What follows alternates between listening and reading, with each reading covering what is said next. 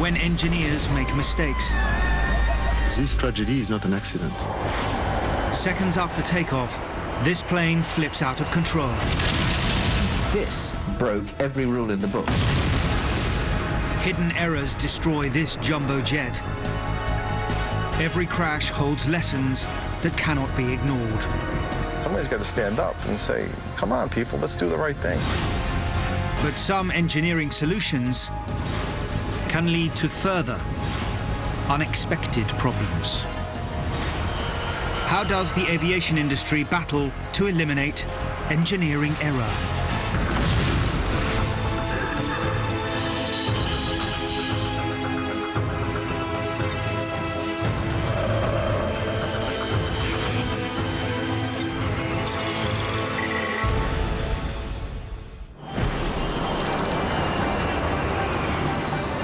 JFK Airport, New York.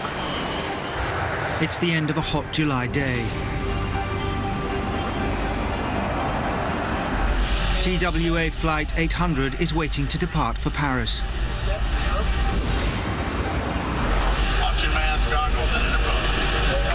It finally takes off just after 8 o'clock in the evening. There are 230 people on board. Among them, Jill Zimkowitz is on her first overseas trip as flight attendant. Jill's brother, Matt, air safety campaigner. It was a regular day. It was a beautiful day, and Jill was so excited about flying to France that she told everybody that she was doing it. In Jill's care is a group of 16 high school students from a small town in Pennsylvania. They're off to see the sights of Paris on the biggest journey of their lives. As they settle in, the plane climbs up towards its cruising height.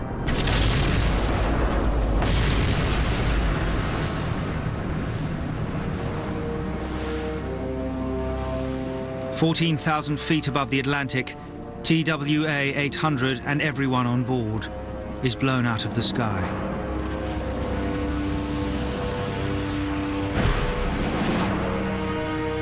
The plane's last moments were seen by hundreds of eyewitnesses.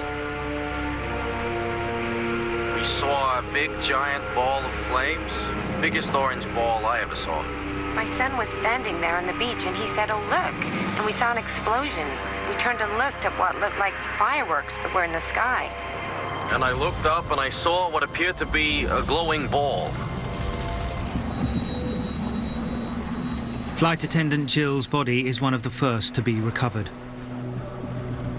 All 230 people on board the Boeing 747 are dead.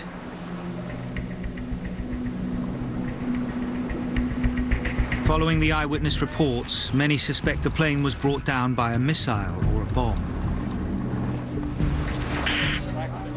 The FBI tell the public it's terrorism. We know there was a catastrophic explosion. It's caused by some sort of a bomb, obviously. We're not further describing where that would be, whether it was carried on or something hit the plane from outside and caused it to explode. But the crash investigators need to be sure.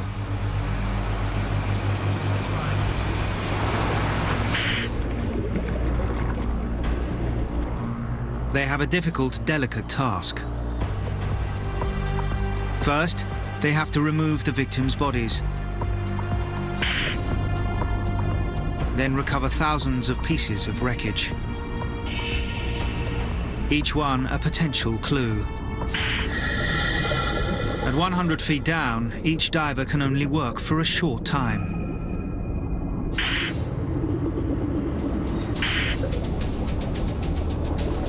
After 7 days searching, they find the plane's black boxes. Excuse us. Immediately, the investigators' hopes rise. Both voice and data recorders have survived the impact. About 11½ minutes after takeoff, the recording ended abruptly. That abrupt stop is a clear indication of a catastrophic event, but that was all the investigators could tell. The recorders appear to hold no further clues.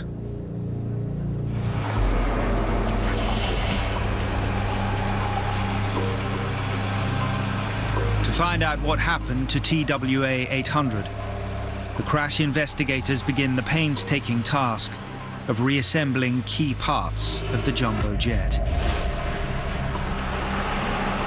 An extraordinary 95% of the plane has been recovered.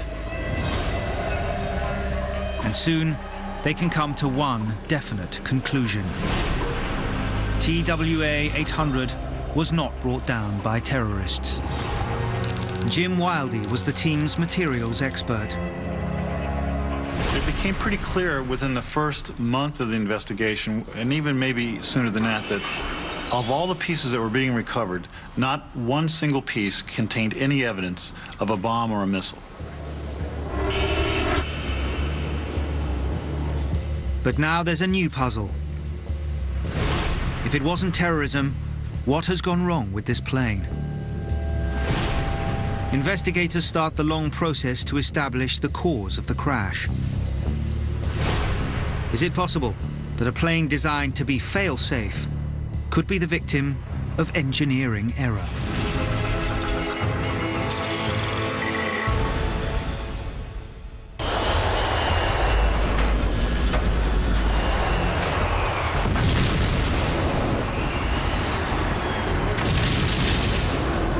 It's one of the man-made catastrophes of the modern world. Hundreds of lives lost, billions of dollars wasted because a plane's not fit to fly, because of engineering error. But the need for safety has always vied with the need to make money. The boom in air travel triggers a boom in aircraft construction. And competition is fierce. In 1970, McDonnell Douglas unveils its new star, the DC-10. After $1 billion investment, they're convinced it's both safe and a future moneymaker. With the great DC-10, flying the crash.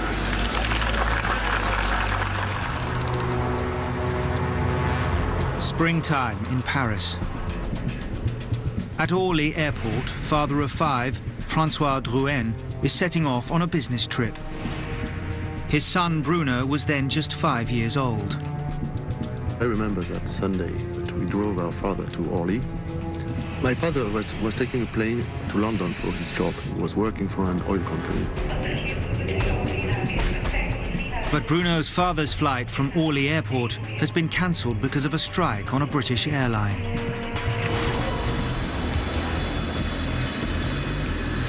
One of the only planes available is Turkish Airlines Flight 981, just arrived from Istanbul and on its way to London.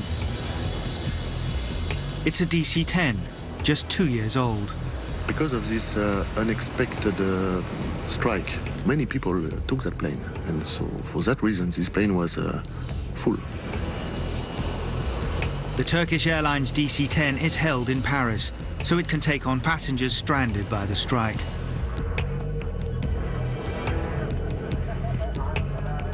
Unknown to his family, Francois Drouin also gets on board.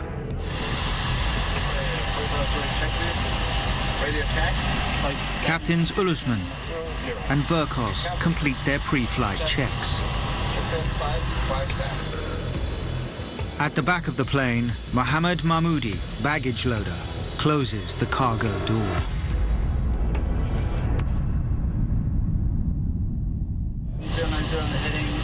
The DC-10 is finally ready to leave for London.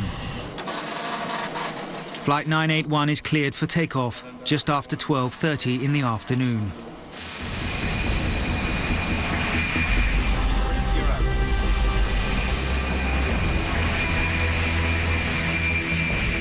Everything appears normal. Until the plane approaches 12,000 feet. What was that? Gusts of cold air rip past the passengers. Cabin blew up.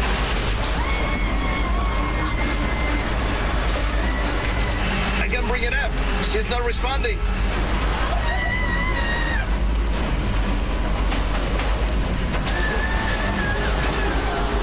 Hydraulics? We've lost it.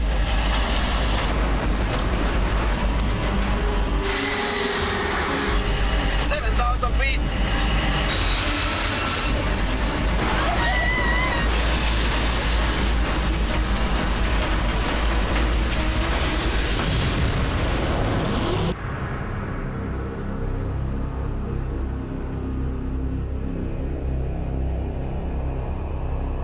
Just outside Paris, the plane smashes into the ground at almost 500 miles an hour.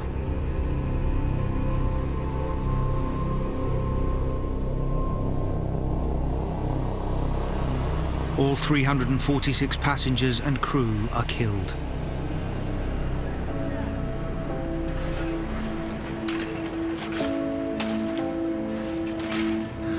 It was a very, very violent impact. And the French authority as well were not prepared for such an event. It was the first one.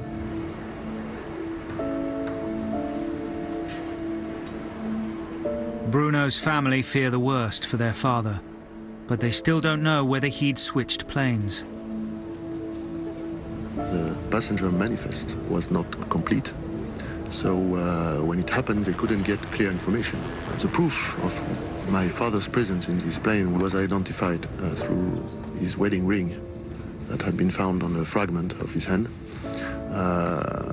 and in which it was the date of the wedding of my parents and the first name of my mother. Bruno was just one of many children who lost a parent.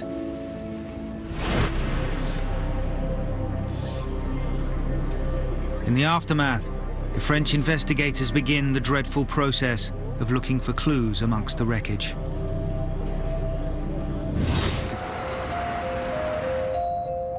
But then the investigators get their first major clue. 10 miles from where the plane came down, French police discover a macabre scene. 6 dead passengers strapped into 2 rows of seats. Alongside them, a mangled piece of wreckage. It turns out to be the rear cargo door.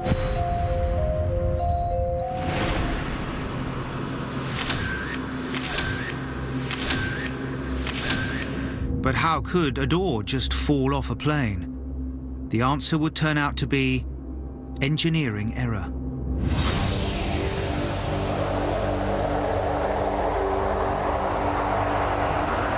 The investigators now focus on the issue of pressurization. Jet aircraft fly at high altitude, where the air pressure is very low. To keep the passengers comfortable, the interior of the plane has to be kept at a higher pressure. If the cabin was not pressurized, the passengers would be exposed to an altitude higher than Mount Everest. So it's crucial the DC-10's doors are designed to be airtight. During flight, the pressurized air inside the plane is pushing against the doors, trying to force them open. David Learmount is a pilot and an expert on aviation issues. These doors, of course, are very large. You know, they're very, very large doors indeed. So if they open in flight, you've got a hell of a big hole in the aeroplane. To prevent the cargo doors being blown open, the DC-10's engineers designed an elaborate locking mechanism. Pushing an external lever rotates claws on the inside, so they catch around a bar. It should have been totally reliable, but it was not. The design fault was this. You could actually operate the lever, and it felt as if it had locked.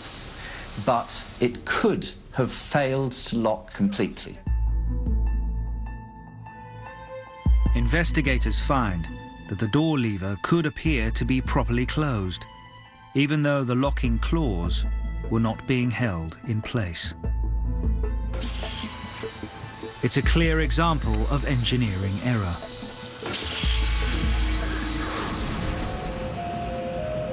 The investigators start to piece together an horrific chain of events. It all starts with the door's failing locking mechanism.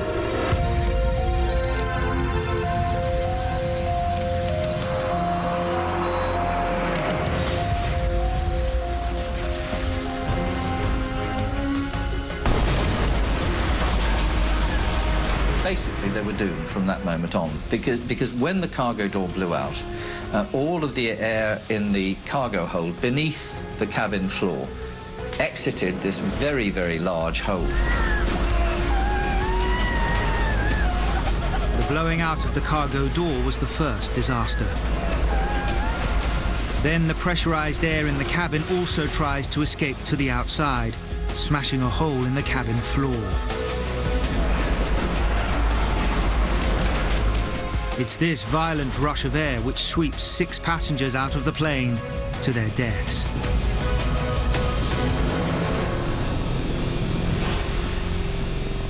Those were the 6 people found 10 miles from the main crash site, still strapped to their seats.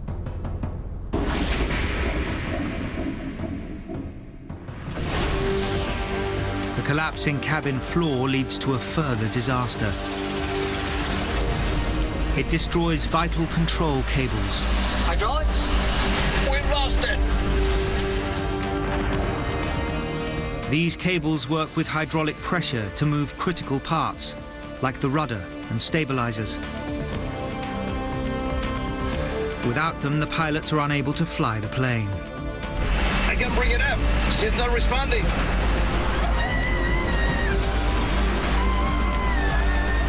So the pilots had no control over the airplane any longer. They literally couldn't tell the airplane any longer what to do.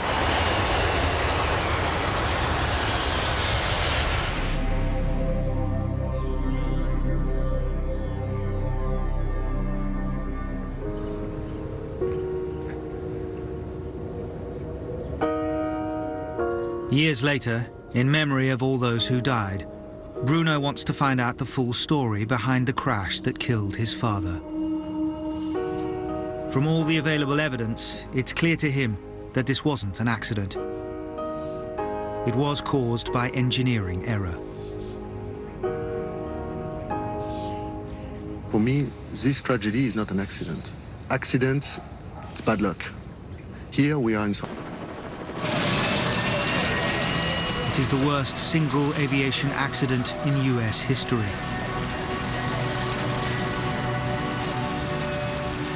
There are now 2 big questions. Why had the engine fallen off? And why had a plane designed to fly on just 2 engines flipped over out of control? Answering why the DC-10's engine fell off proves alarmingly simple. It's a case of poor maintenance. One of the attachments holding the engines in place had been cracked, and no one had noticed. Urgent checks reveal similar cracks in 6 other DC-10s. The concern is, the entire fleet in America is now at risk. That's a frightening 138 aircraft. I have no choice but to ground all US DC-10s immediately. The blame for the cracks falls on the airlines, not on the plane's manufacturers, McDonnell Douglas. But then the investigators discover another critical error.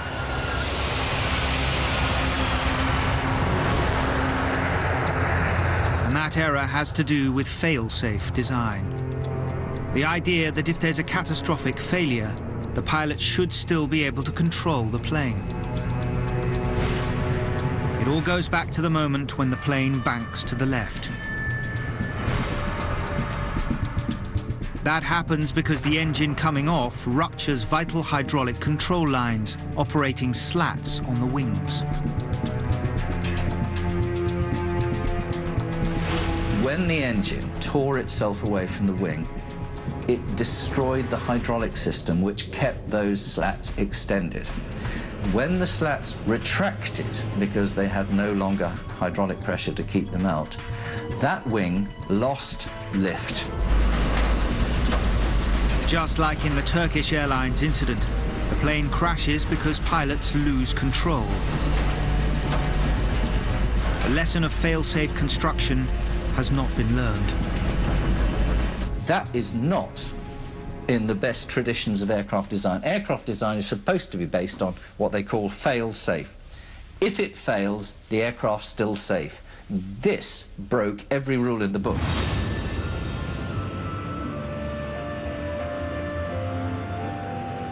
Over the next few years, the DC-10's engineers do learn this lesson. They install mechanical systems to make the DC-10s safe. But they can't patch up the plane's damaged reputation. Today's DC-10s are mainly used as cargo planes.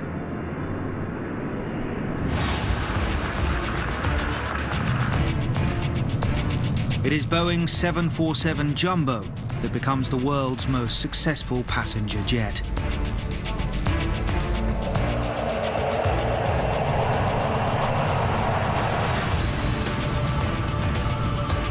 Its engineers seem to have learned the lessons of fail-safe design. Until that July evening in 1996, when TWA Flight 800 blows up, killing all 230 passengers and crew.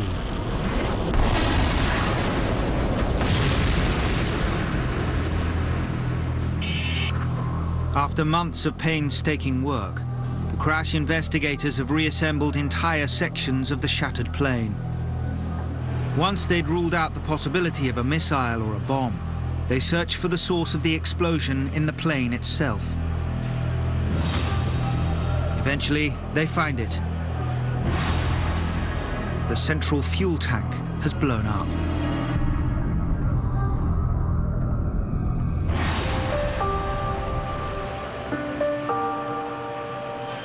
So what had done it? It didn't take long to identify the culprit. It was right there in the tank. Fuel vapor.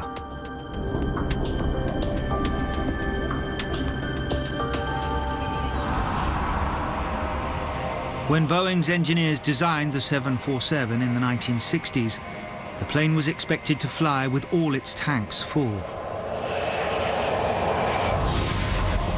But when fuel prices rose, the airlines had to cut their costs.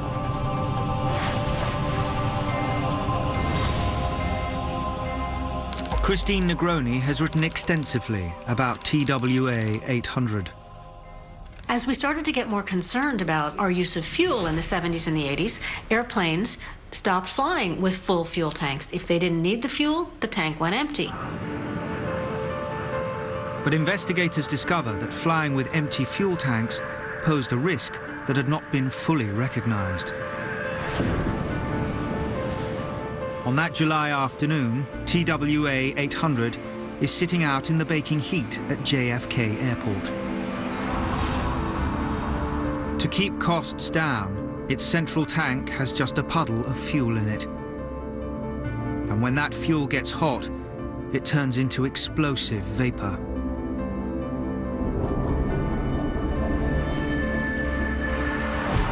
This situation is made far worse by a second engineering error. Directly beneath the fuel tank, Boeing's engineers have put the plane's air handling units. These provide filtered air into the passenger cabin. But while they're making the passengers comfortable, these units are also giving off heat. And that heat is going straight into the fuel tank. The investigators now uncover a terrifying scenario. TWA 800 is climbing away from New York with a highly explosive fuel tank.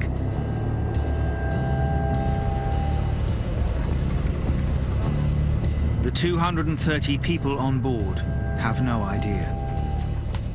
It's like sitting above a bomb, waiting to detonate. All it needs is a spark to set it off. But that's a risk Boeing's engineers thought they had eliminated. Their fail-safe design should have prevented it. They had made sure the only wiring allowed in the tank used a very low voltage. Not enough to cause the spark.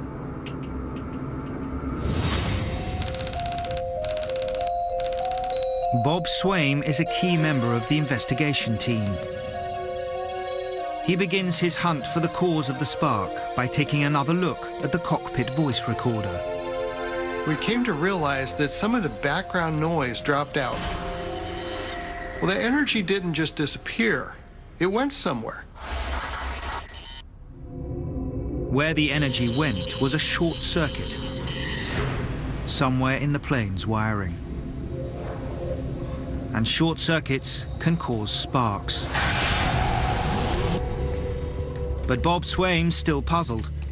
There's only low voltage wiring in the fuel tank. Even a short circuit shouldn't have been powerful enough to create the deadly spark. Looking for an explanation, Swaim and his team sift through the vast extent of the plane's wiring. We examined 150 miles of wire from this one airplane, inch by inch. What they find is some of that wiring is in a terrible state. And many different wires with cracked insulation are bundled together. And this was really important because you could have wires that were powering electric lights with over 150 volts laying next to wires that would go to a fuel tank, which should never have more than 5 volts. Swaim now realizes if the high voltage wiring is damaged, a dangerously high current could jump across into the tank's electrical system, causing the fatal spark.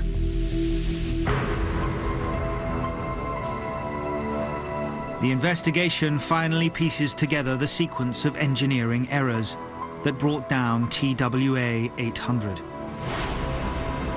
First, fuel vapor builds up in the tank. It's heated to a critical state by the air handling units. Cracked wires allow high voltage current into the tank. There's a short circuit, a spark,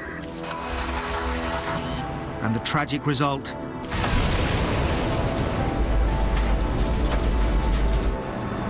is the second worst domestic air disaster in America.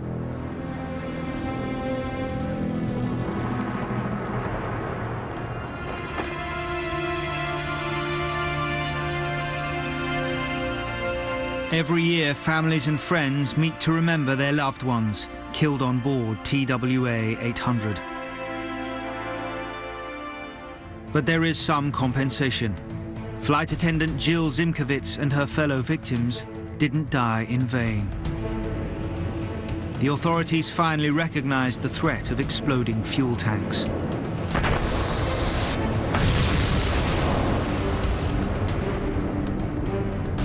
With 1,200 other jumbo jets at risk around the world, they had to come up with a solution. New technology now replaces explosive vapor in the fuel tank with the inert gas nitrogen. Overall, other than complaining about the slow pace at which safety changes are made in aviation, I'd have to say Flight 800 has a good legacy. The TWA 800 investigation shows that a plane can have an excellent safety record until circumstances change.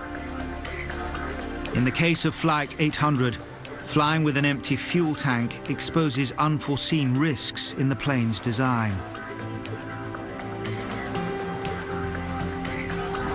Aircraft engineers realize they have to get better at predicting problems. The type of engineering issue which happens now in a good airline with a modern aeroplane is the type of engineering issue that has not been foreseen. But is this going to be possible?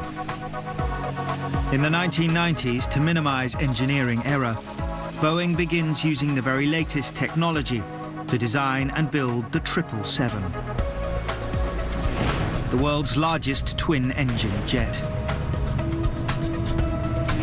Just like Boeing's original Jumbo, it soon gains an impressive reputation for safety. But there is a shock in store for Boeing's engineers. They may have dealt with the risks of fuel getting too hot, but they will fail to predict what can happen when fuel gets too cold.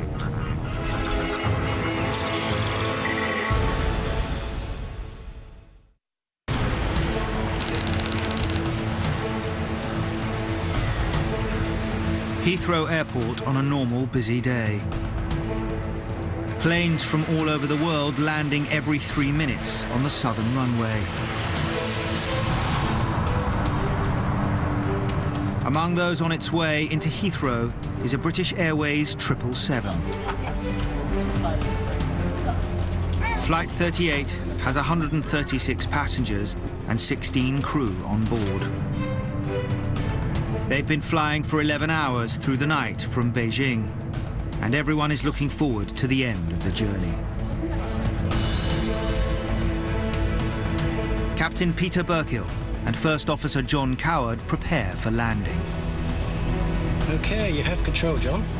I have control.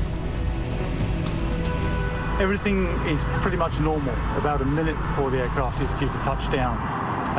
It's at about 1,000 feet, the landing gear is down, the flaps are deployed at about 30 degrees. There's no indication there's anything wrong. Speedbird 38, clear to land, 27 left. Clear to land, 27 left, Speedbird 38. Then at about 500 feet, just 35 seconds from landing, I can't get power.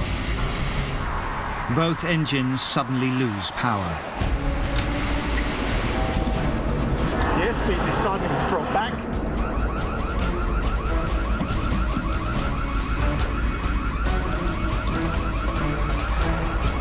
This 200-ton aeroplane is effectively turning into a glider.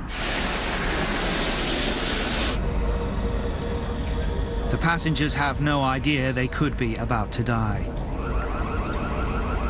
And it could be even worse. Beneath them, there are tens of thousands of people at risk.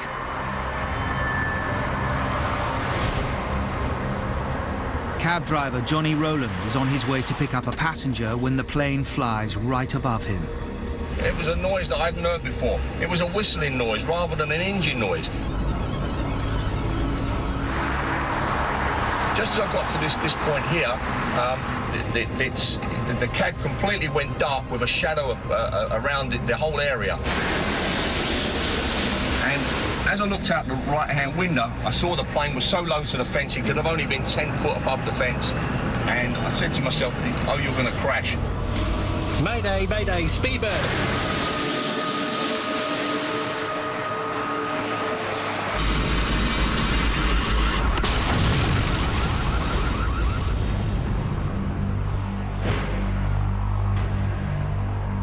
Incredibly, all the passengers and crew survived the crash, with just a few minor injuries.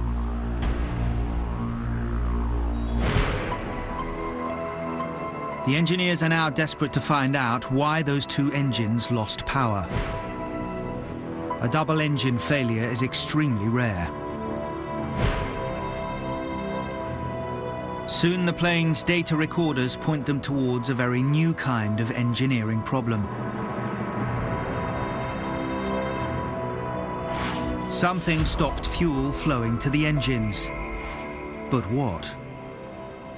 Something happened within the fuel system which had never been foreseen. Back at their base, the investigators reassemble the plane's system of fuel pipes, but they can't find any physical obstruction. That leaves one other possibility. Ice.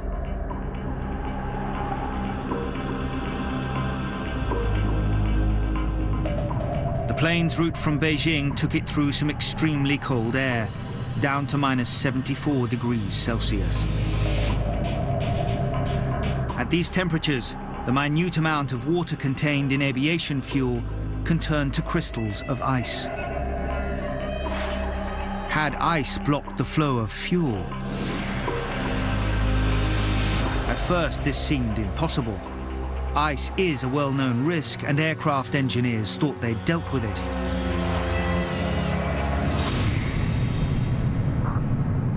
In the 777, they had made sure cold fuel is warmed up before it gets to the engine, in a device known as a heat exchanger.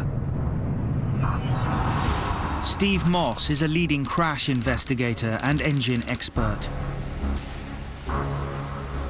As the fuel flows through these tubes, it is heated so that as it comes out at the end here, it is actually above 0 degrees, so that ice crystals are not fed down to the engine. So if this device was meant to melt any ice crystals, how could they have blocked the flow of fuel? The investigators then go back to the flight data recorders. They study what was happening in the fuel system during the long flight from Beijing. They then simulate the impact of cold weather on the fuel pipes. Well, the testing showed something which had not been taken into account. During cruise, when the fuel flow is pretty sluggish, ice can actually accumulate inside the pipes. Approaching Heathrow, the pilots need more power from the engines. This sends a sudden surge of fuel through the pipes, dislodging the ice. And it becomes a sort of snowball, or more likely an avalanche, getting bigger and bigger as it travels towards the engine. The snowball smashes into the heat exchanger and blocks it. Just as the plane needs more power, the fuel can't get past the ice. The engines are useless. Designers thought they'd thought of everything, but there was one circumstance they didn't even know could happen, and it's that. Once again, it had taken a crash to reveal a problem the engineers had not foreseen.